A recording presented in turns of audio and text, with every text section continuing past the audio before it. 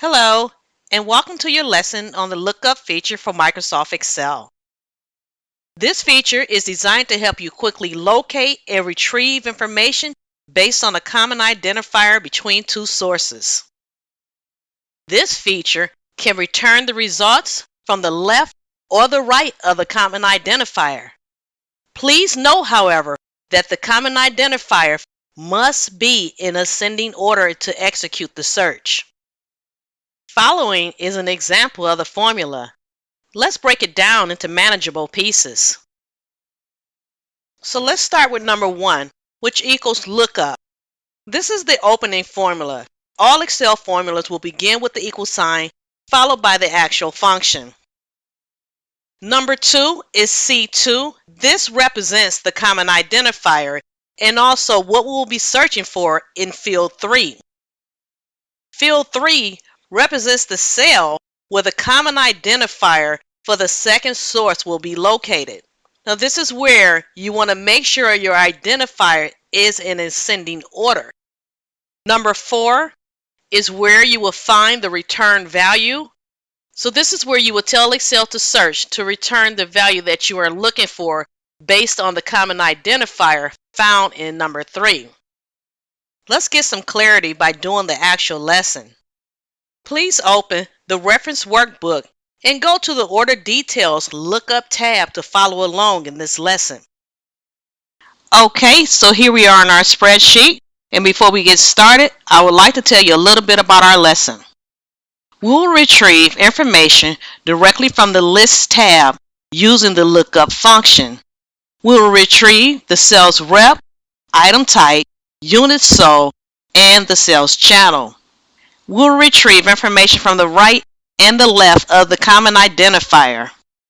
Now before we get started, I should reiterate that you always want to make sure that your common identifier on the search tab is always in ascending order when using the lookup function. With that being said, let's go ahead and get started with our first example. Okay, so let's go ahead and place our mouse inside of cell B2. Let's say equal and type the word lookup. Let's go ahead and place an opening parenthesis. Now the lookup value is going to be your common identifier. Again, this will be the order ID. So let's go ahead and select the order ID. Let's place a comma. Okay, so now we're going to go to our list tab and we're going to get the lookup vector, which is the common identifier on the list tab. Now we can select the entire column or we can select an array of cells. I'm going to go ahead and select the entire column for simplicity purposes. Okay, now let's go ahead and place a comma. Next, we want to go ahead and select the column that contains our sales rep, and this will be the return information. Again, I'm going to go ahead and select the entire column, which is column A. I'm going to go ahead and close it out with a closing parenthesis, and I'm going to select enter. Now our first return should say George.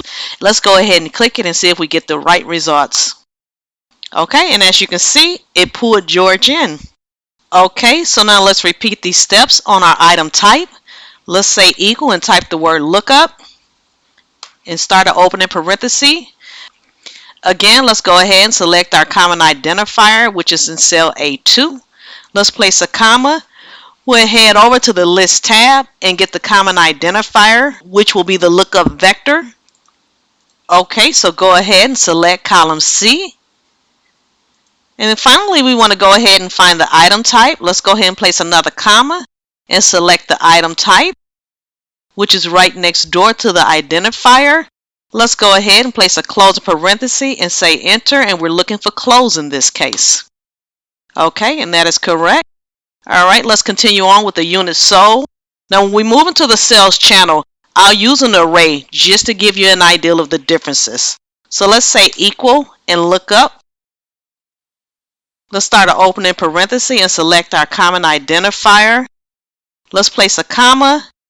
Let's head over to the list tab. Select the common identifier, which is the vector on the list tab. We're going to select column C. Let's go ahead and place another comma.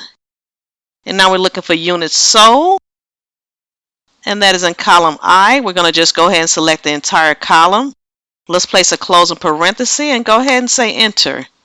And we're looking for 3,482, and we have the correct information returned. Okay, so next we're going to go ahead and do a lookup using an array. Let's go ahead and select cell E2 and say equal. Let's type the word lookup and place an opening parenthesis. Now let's go ahead and select the common identifier, which is A2. Now let's go ahead and place a comma. So we have the option to look up a vector or look up an array. The vector is what we just completed. Now let's go ahead and do an array. So let's hop over to the list tab. We're going to go ahead and select the common identifier. We're going to drag it all the way down to the cells channel since that's what we were attaining. Let's go ahead and drag it all the way down because we will need this information for the rest of our cells. Let's place a closing parenthesis and go ahead and say enter. Now before I do that, I want to point out that we are looking for online to be returned. So let's go ahead and say enter. And as you can see, online has been returned. So those are your examples how you can do a vector versus an array with the lookup formula. Again, this particular lookup feature searches to the left and the right of the common identifier. Alright, so next I would like to do an autofill, and then we'll go ahead and wrap this lesson up. Okay, so let's begin by selecting cell B2. Let's drag it all the way over to cell E2. Now let's go ahead and hover to get our black cross. Now we can do a double click to autofill, or you can simply drag it all the way down, whichever your preference is. I'm going to double click, and as you can see, my information is automatically filled in. Let's do a check on the second from the bottom. So it should be Jane household.